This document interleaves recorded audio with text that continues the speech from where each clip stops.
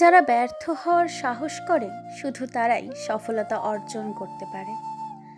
যে মন থেকে ভালোবাসে সে অভিমান ভাঙায়।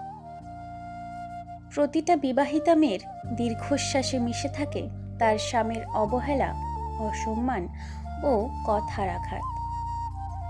গুরুত্ব কমালে দূরত্ব তৈরি হবে, দূরত্ব তৈরি হলে গুরুত্ব হারাবে, আর গুরুত্ব হারালে সম্পর্ক এমনিতেই ভাঙবে। তর্কে না গিয়ে চুপ থাকুন, কারণ মূর্খরা যুক্তি ছাড়াই তর্কে সেরা। যদি কোনো কাজে দ্রুত সফল হতে চান, অবশ্যই কাজটি ভালোভাবে যত্ন সহকারে করুন। আজ নয়তো কাল সফলতা আসবেই। যে ব্যক্তি নিজের বুঝটা বেশি বোঝে সে একজন স্বার্থপর ব্যক্তি। সে হতে পারে শিক্ষিত, কিন্তু জ্ঞানী নয়। মুখে মুখে আপন তো অনেকেই বলে, কিন্তু কে আপন সে তো সময় বলে দেয়। অপরাধ না করেও যখন অপরাধী হয়ে যাবে তখন চুপ থাকাটাই সব থেকে ভালো, কারণ চিৎকার করে কখনো নিজেকে নির্দোষ প্রমাণ করা যায় না। নিজেকে কখনো ছোট মনে করবে না। মনে রেখো, পায়ের নিচের দূর্বা ঘাসটাই পুজোতে লাগে, মাথার উপরের তাল গাছটা নয়। কেউ যদি তোমাকে ভালো না বলে মন খারাপ করো না, কারণ এক জীবনে সবার কাছে ভালো হওয়া যায় না। নিজেকে যদি শক্তিশালী করে তুলতে চাও, তাহলে একলা কিভাবে থাকতে হয় তা শিখে নাও।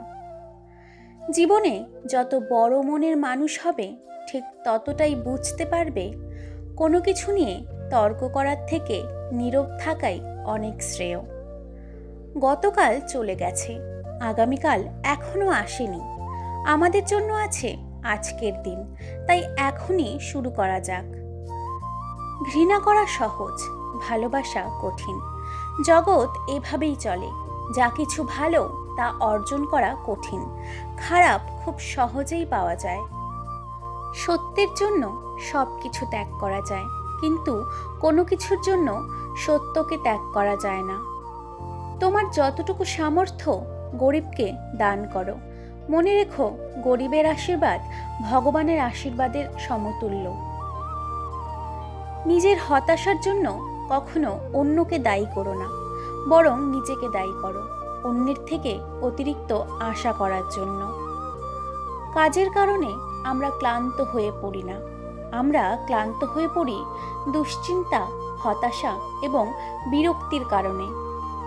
ধনী আর গরিবের মধ্যে একটাই পার্থক্য, ধনীরা খাবার হজমের জন্য দৌড়ায় আর গরিবরা খাবার জোগাড়ের জন্য দৌড়ায়। সময় কখনো পারফেক্ট হয় না, সময়কে পারফেক্ট করে নিতে হয়। আর যারা করতে পারে তারাই সব সময় হাসি মুখে বাঁচতে পারে। মানুষের তুমি যত বড়ই উপকার করো না কেন, পরবর্তীতে তোমার সামান্য ভুল হলে সেই উপকারের কথা বিন্দুমাত্র মনে রাখে না।